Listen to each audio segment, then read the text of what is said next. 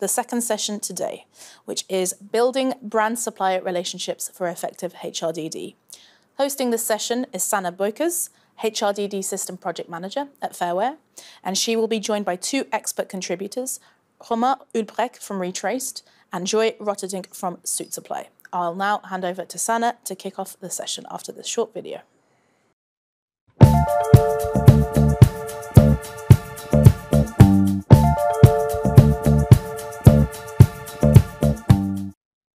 Welcome to the second deep dive session of the HRDD Academy. We'll talk about building brand and supplier relationship in this session and why they matter and how to effectively foster and strengthen them. So my name is Sanne Boykers.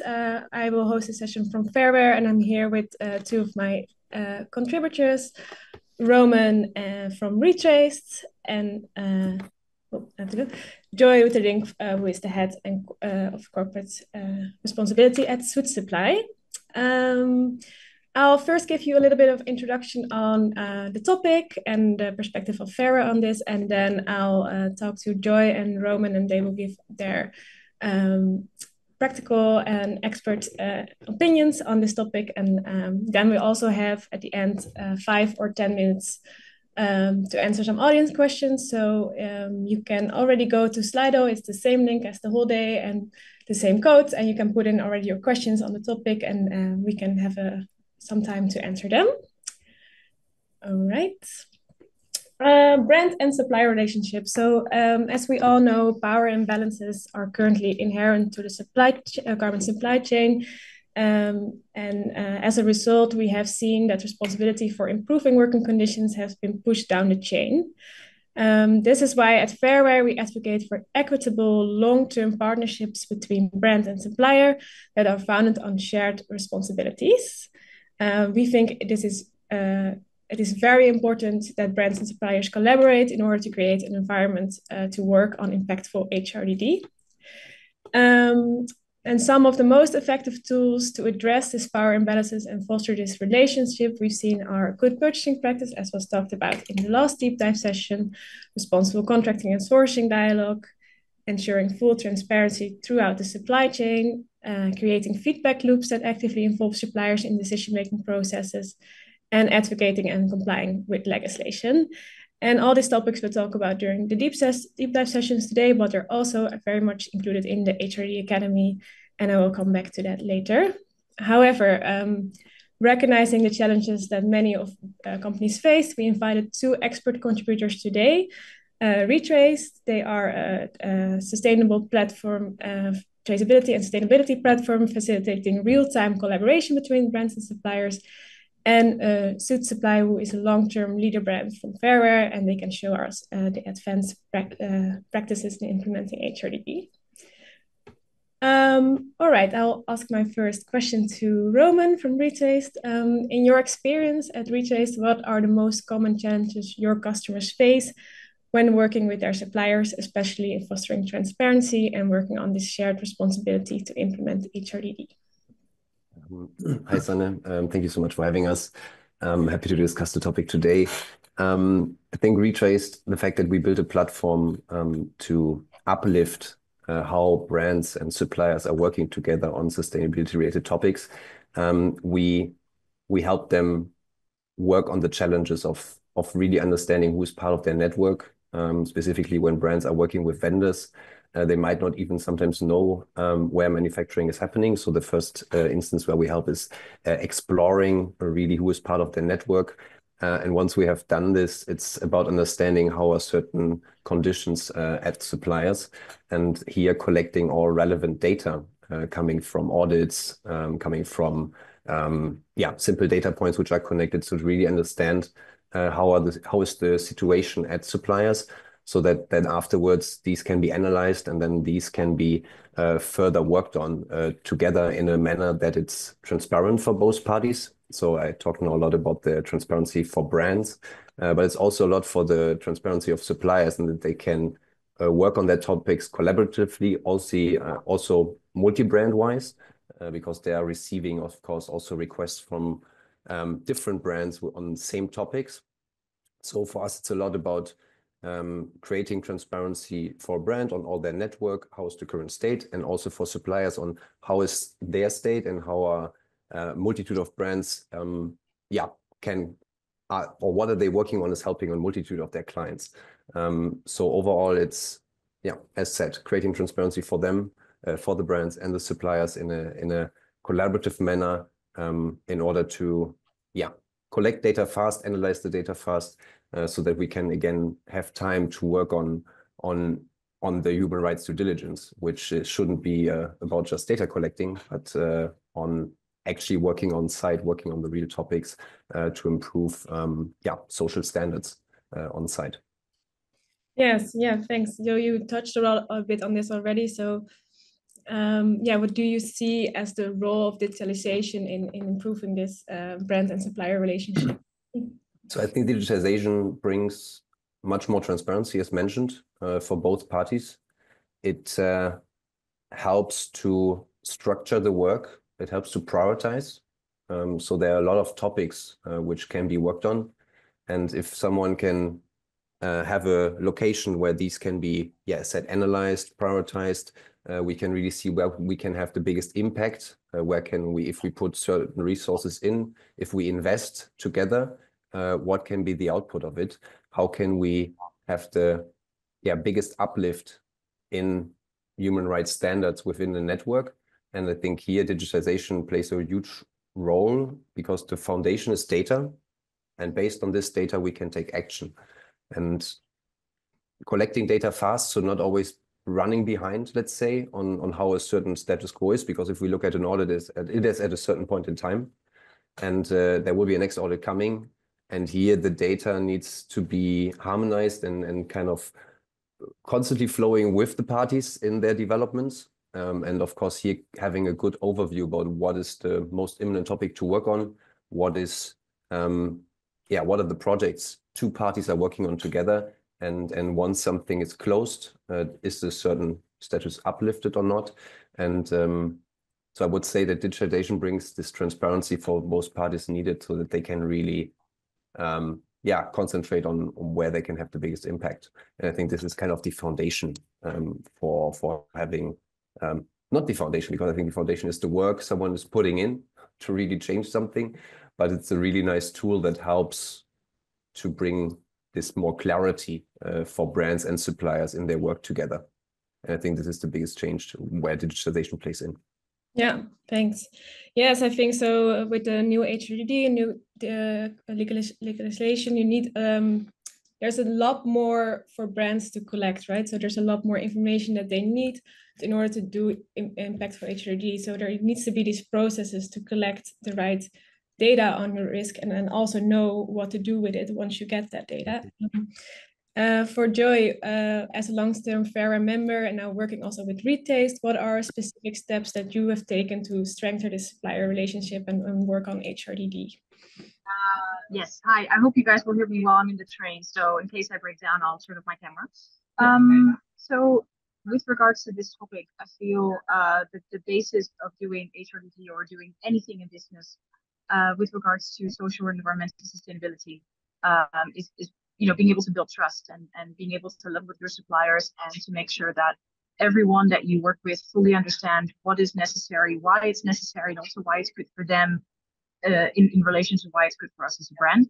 So I think really taking the time to work on that part and making sure that everyone understands, why we're doing certain things and why it's necessary, it's basically already half of the way. So, and I think in that way, by walking the talk and being really clear about what you expect, you can really help and build trust.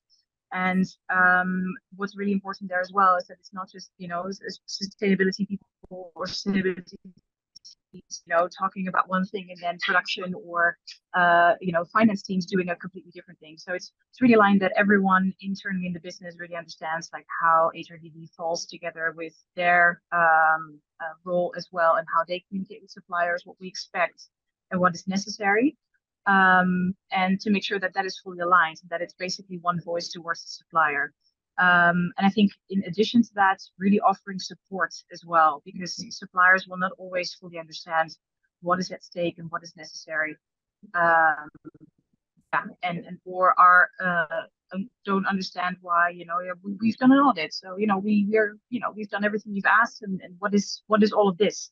And to make sure that the moment that you include them in that process, if sort of that continuous process that HRDD is, keeping them updated, not just on sort of like supplier requirements, but also like what you as a brand are actually doing in this sphere. And that really helps as well to make sure that everyone not only knows what they need to do, but also in order for everyone to do what they need to do. So it's very important.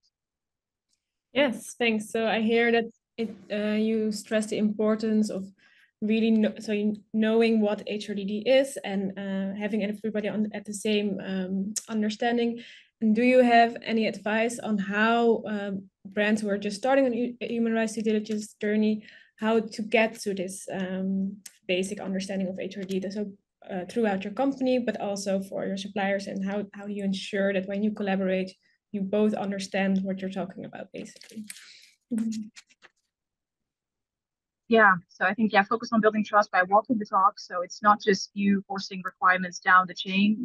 It's brands are in the seat here in stirring this. Being really clear about what you expect, offer support. You make sure that indeed that it's not just sustainability teams doing it, that everyone in the business understands what is necessary, and that everyone is aligned with that. And I think also a really good step is to make sure that you onboard the right partnerships to do those things, like we have done with, for example, Retraced since last year, and being able to sort of make sure that suppliers understand why digitization is a really essential part of moving forward in HRDD, and making sure that they also get the tools in order to do that. I think is really essential. And I think one of the good things about the team of Retraced and the tool itself is that it offers in-country support, it offers a support in local languages. There's a lot of focus on training, and that really helps, because we have very big suppliers that are very automated, and they really understand. They're very digital by themselves. But we also suppliers that are in the north of Italy, just 3 people, and who are often a bit older, maybe a bit scared of the idea of talking WhatsApp or QR code, let alone onboarding them in the blockchain. To make sure that we understand their supply chain and that we're doing everything we need to do. So I think they're really good in sort of offering us the support there, no matter how your supply chain looks. So I think that's one of the very positive things about working with Retraced. And then of course working with you guys as well as Fairware is not an unimportant partnership for us as well. And there actually I really want to highlight your in-country teams. I do feel that they're not getting enough credit for the work that they do, because they are the ones that are really on the ground in our factories, helping and sort of like in charge of the grievance mechanisms. And they really help build trust, not just in what Supply needs to do potentially as part of a bigger sort of HRDD exercise, but also doing that in partnership with Fairware, and that Fairware is a partner of Supply that can really help suppliers move forward as well. So I think, onboarding the right partnerships that are that really help you in practice to do what HRDD means is very essential in doing all of those things.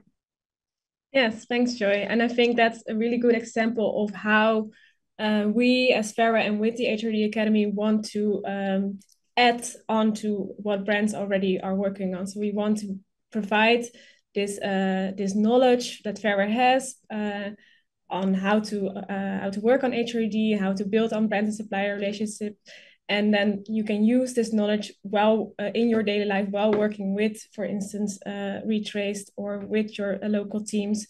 So hopefully it's really an add-on to brands' daily practice and daily working on human rights due diligence. And like you already said, making sure that everybody understands what is HRD and how to use it, how to implement it. And so this, what's now on the slide, you can see a lot of tools and a lot of resources that we have on the Academy on this topic, like the HRD journey to show the gap analysis, and you get some tailor-made action on how to improve brand and supplier relationship, but also resources on contracting, sourcing dialogue, living wages, working hours. There's a lot. And I think we have about 5 or 10 more minutes for audience questions. Let me check if there's come in. Maybe for Roman. I think you touched on this already a bit, but yeah, why is transparency so important for HRDD? And yeah, how do you make sure when you work together on HRDD that you don't push this responsibility on suppliers when there's actions to do, basically? Yeah, I think what Joy just said, it's about trust, and trust can be gained with transparency. And I think when you work on your HRDD, it's about working on your due diligence, which is a shared responsibility between the brands and the suppliers. So it's just put on the suppliers. It's a joint responsibility to really push to improve human rights conditions within supply chains. And I think here it's vital to create an environment where both parties can rely on each other, and this trust comes with this transparency. And I think it's not about, I think digitalization is just it's a nice tool to support this and to make it easier to really have a follow-up on what both parties are working on. And I think this is the crucial part where digitalization, for instance, elevates human rights due diligence, because it just gets much, much clearer what is the current state and how can we improve it. And also being proud of, hey, we had all these issues, let's say last year, we developed a plan together on how to work on it. We can look back at the plan and we can see, hey, we have achieved all these topics together. I think you can prove your due diligence by making it transparent to others. And I think here, formerly it was maybe hidden somewhere or not really accessible for, between brands and suppliers maybe, and then again, this collaborative aspect of, and I think here what Fairware does is that there are a lot of member brands also sharing facilities where you can work together on topics and really creating even further collaboration between brands and suppliers, and even identifying these overlaps. I think this is what we at Retailers at least are all about, is that we try to stop duplication of work by having a platform where a brand is connected to all their suppliers and suppliers are connected to all their brands, so that we can reuse the same data, because we will have the same findings over and over again. And I think here, if we reduce the double work, we have also more time again to work on our HRDD. And I think this is by having this more clarity that it has a huge impact.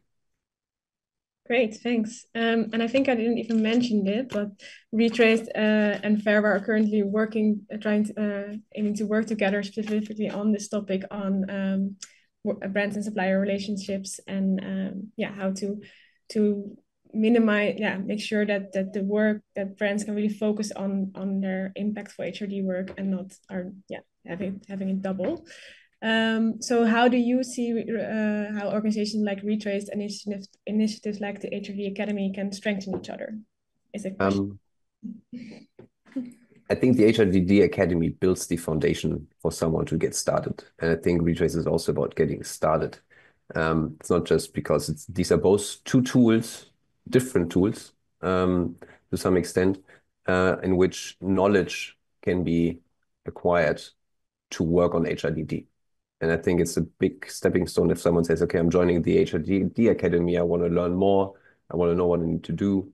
And if someone joins Retrace, it's also about to learn more, what do I do next to work on my topics. So it's really, it's to kickstart someone's actions and really work on their topics. And I think this is a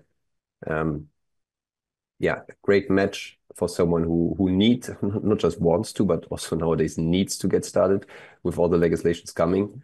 To change the way on how to work on these topics, because it's not easy, it's resource intensive, and having a clear understanding of what are the steps I need to take. Again, prioritization, what and how can I achieve it in the best possible manner, also to not overload my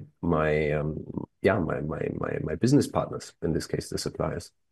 So yeah, I see a huge alignment with these two initiatives, being the Academy and in this case also Retraced, as two different tools with in the end the same purpose. Great. Thank you. I think maybe it's one last question to Joy. Yes. How do you ensure? Yeah, maybe a similar question as I asked to Roman. How do you ensure that the responsibility for implementing HRD is not transferred to suppliers? And do you have some examples of how at Academy, something that you learned on Fairware through your membership on Fairware and working with Retraced have helped you with this?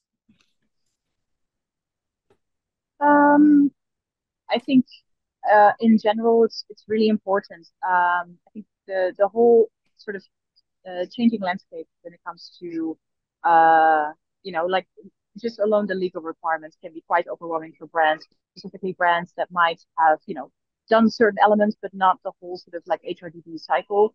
So the whole exercise can feel very overwhelming, and I think it's very important to not sort of like push that down towards like supply chain level, let's say. So I think it's really important to